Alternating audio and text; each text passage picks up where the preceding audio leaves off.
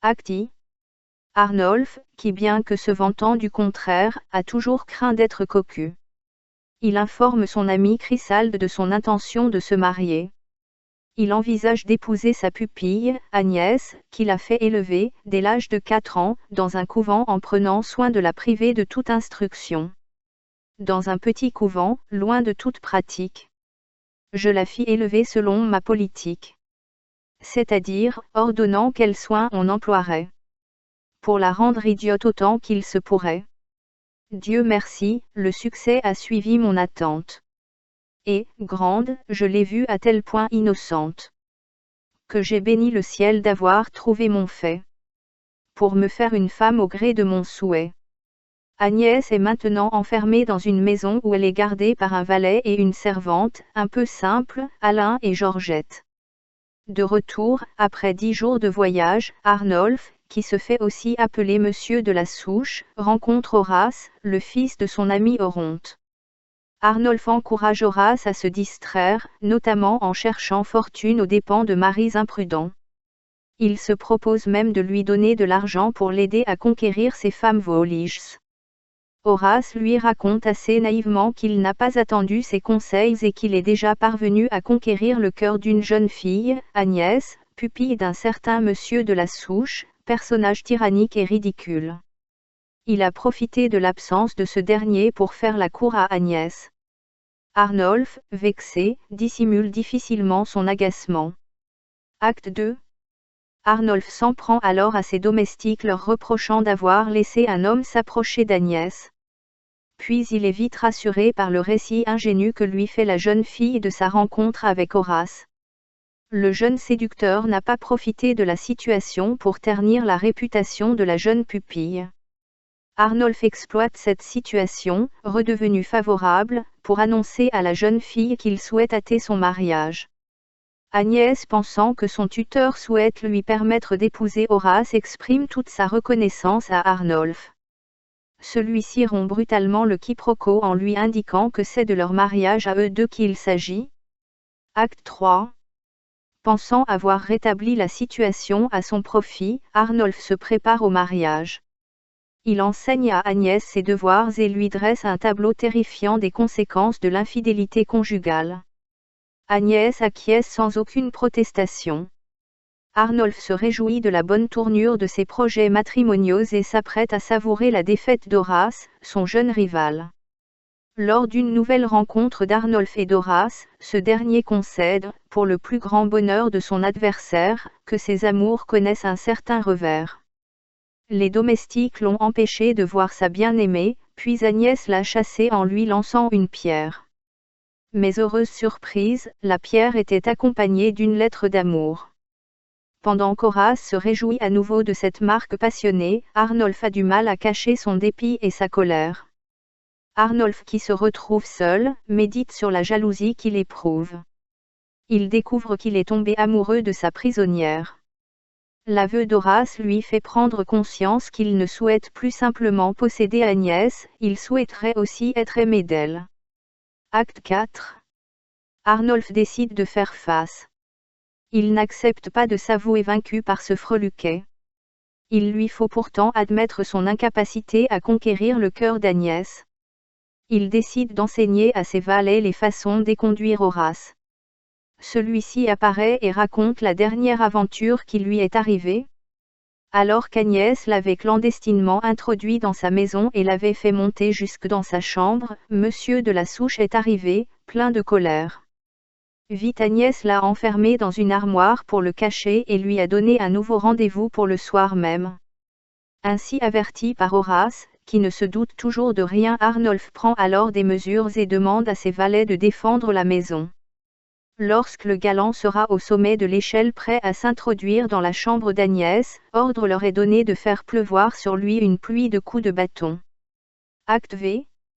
Arnolphe est contrarié, ses domestiques ont trop bien respecté ses consignes et Horace est allongé, sans vie, devant la maison. Mais coup de théâtre, alors qu'Arnolphe s'apprête à constater cet accident, Horace apparaît devant lui. Il lui avoue qu'étant tombé de l'échelle, il a préféré faire le mort que de recevoir de nouveaux coups. Il concède également qu'Agnès est venue à son secours et lui a indiqué son souhait de ne plus retourner chez son tuteur. Ironie du sort ou naïveté suprême, Horace demande à son ami Arnolphe de protéger Agnès pendant quelque temps, en attendant qu'il puisse l'épouser.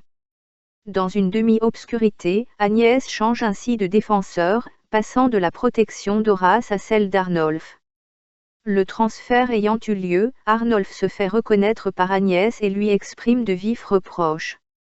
Agnès écoute avec une grande indifférence ce mélange de menaces et de déclarations d'amour. Arnolphe lui promet de l'enfermer dans un couvent, mais il est décontenancé par la passivité de celle qu'il aime. Arrive alors Oronte, le père d'Horace, qui souhaite marier son fils avec la fille d'Henric, un seigneur revenu en France après une longue absence. Horace implore Arnolphe et le supplie de l'aider. Celui accepte avec beaucoup d'ironie. Arnolphe se moque avec beaucoup de cruauté d'Horace, et lui apprend qu'Arnolphe et Monsieur de la Souche sont la même et unique personne. C'est alors qu'il apprend qu'Agnès est la fille d'Henric. Grâce à un hasard généreux, tout est bien qui finit bien pour Agnès et Horace, les jeunes amoureux. Arnolphe, lui, est anéanti, et quitte la scène complètement désespéré. 1662, l'année de l'école des femmes. Molière a 40 ans. Il épouse cette année-là Armande Béjart, la fille de Madeleine Béjart. Ce mariage avec la fille de sa maîtresse, lui vaut d'être accusé de relations incestueuses avec cette personne qui pourrait être sa fille. Il réussit son coup de maître en écrivant L'école des femmes, la première des comédies de la maturité, en 5 actes et en vers. Cette pièce, qui soulève des questions importantes, l'institution du mariage et l'éducation des filles, tranche nettement avec les thèmes habituels de la farce ou de la comédie à l'italienne. Innovation littéraire en même temps que critique originale de la société du temps, elle irrite certains auteurs concurrents autant qu'elle choque les tenants de la morale traditionnelle. L'école des femmes connaît un énorme succès, et vaudra à Molière une longue polémique. Cette querelle occupera toute l'actualité littéraire de l'année 1663, avec ses pamphlets, ses textes satiriques et ses quolibets. La solitude d'Arnolphe. Entre comédie et tragédie, l'école des femmes reprend le thème classique du conflit entre l'âge de raison et l'âge rebelle à la raison. Mais Molière va plus loin qu'il n'est jamais allé. Dans la relation d'Arnolphe, qui veut arrêter à sa porte le mouvement du monde, et d'Agnès, mise à l'écart pour être modelée à huis clos, il y a des éléments de mythologie, la naissance d'une femme, un conte à la Pygmalion, la lutte personnelle d'un homme avec un destin inéluctable. Arnolphe veut fabriquer un être à sa mesure. En scène pendant 31 scènes, sur 32, il mène son combat en multipliant les gestes propitiatoires. Il y a un défi en lui, mais c'est un défi de démiurge bourgeois, aspiré par le conservatisme, hanté par un rêve enfantin et destructeur. Autour de lui, un groupe de gens qui n'est pas encore la famille constitué des pièces à venir fait résistance à cette tyrannie obsessionnelle. Il tente de révéler au tyran combien il est dans l'erreur, combien il est ridicule, combien il est cruel, combien il se trompe dans sa vision du monde. Mais Arnolphe ne les entend pas, ne les voit pas. Il échouera face à Agnès, une jeune fille autodidacte qui a en elle la grande force de la naïveté. Arnolphe est seul. Il est l'homme d'un projet solitaire. Peut-être faut-il lire aujourd'hui l'école d'Arnolphe tout autant que l'école des femmes, il se pense le maître du jeu alors qu'il a toujours 5 actes de retard sur les autres personnages. Mais c'est lui le cœur de la pièce. Obsessionnel et malheureux. Odieux et poignant. Monstrueux et humain. Pensif et pensant. Une conscience isolée que le spectacle, en créant une relation intime au sein d'un immense espace mythique, va rapprocher du double millier de consciences réunies chaque soir dans la cour d'honneur. Arnolphe, en même temps que la pièce, passe son temps à frôler le tragique.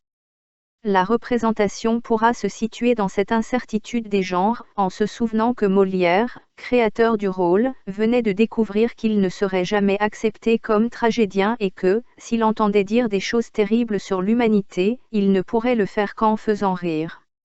Didier Bézas est l'un des metteurs en scène les plus fidèles au Festival d'Avignon.